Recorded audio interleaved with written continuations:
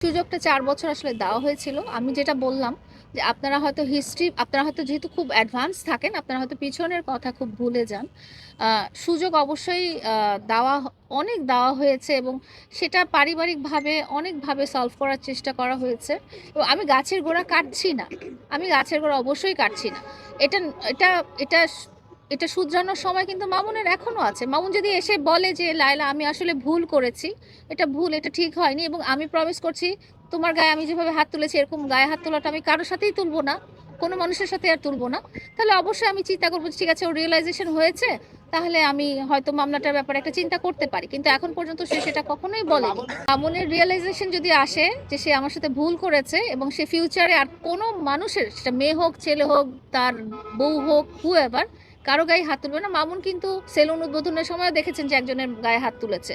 সেটা কিন্তু মামলাটা হওয়ার অনেক ৬ মাস পরে। তার মানে তার হাত তোলার অভ্যাসটা ছিল। আপনাদের সাথে একটা যখন আমরা প্রেস কনফারেন্স করলাম ডিজিটাল খবরের অফিসে, তখন আমি এটাই আপনাদেরকে বোঝাতে চেয়েছি যে মামুনের রিয়ালাইজেশনটা আসে না। মামুন মারপিট করেই যাচ্ছে, করেই যাচ্ছে, করেই যাচ্ছে। না, না, মামলা করে ১ নাম্বার কথা হচ্ছে যে মামলাটা আপনারা জানেন যে আমার ২ টো মামলাই কিন্তু জিআর মামলা। হ্যাঁ? এবং এটার জিআর মামলার প্রসেসটা আপনারা জানেন যে এটা হচ্ছে আমি অভিযোগ দিয়েছি। আমার সাথে যে অন্যায় করা হয়েছে, আমাকে যে কষ্ট দেওয়া হয়েছে, এটা আমি অভিযোগ করেছি। এই অভিযোগটা যখন তদন্তে প্রমাণিত হয়েছে, তখনই এটা একটা মামলার আকারে ফর্ম নিয়েছে। এমন না যে আমি বললাম যে, "ভাই আপনি এখন একটা মামলা দেন।" সেও মামলা দিয়ে দিল। এইভাবেও কিন্তু প্রসেসটা হয়নি। তো অভিযোগ যখন প্রমাণিত হয়েছে, তো তার মানে তার তো কিছু না কিছু দোষ আছে এবং অবশ্যই আরিফ ভাই, রিয়াজ ভাই ওনারা জানেন যে মামুন যখন আমাকে মেরেছিল, মামুন কিন্তু সরি বলেছিল। মনে আছে নাকি আমার বাসায়? ও এসে সরি বলেছিল। ও বলেছিল যে আমার এভাবে আসলে ওকে মারা ঠিক হয়নি। তো শুধু আমি না, ওর আসলে কাউকেই মারা ঠিক না।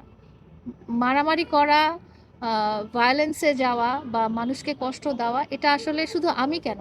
আমি ওর জীবনে তো নাই। আমি হয়তো ওর জীবনে আর কখনোই ফিরবো না। কিন্তু ওর জীবনে তো আরো মানুষ আসবে। ওর আশেপাশে আরো মানুষ থাকবে। তো ওর ভিতরে যেই ত্রুটিটা আছে এটা সংশোধন করা দরকার।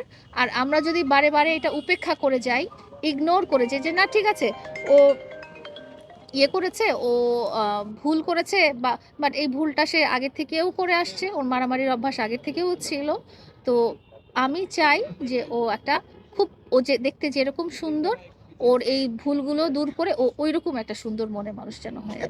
এতগুলো ক্যামেরার মাঝখানে মামুনকে বলব যে আ আমি আপনার কাছে অনেক কৃতজ্ঞ।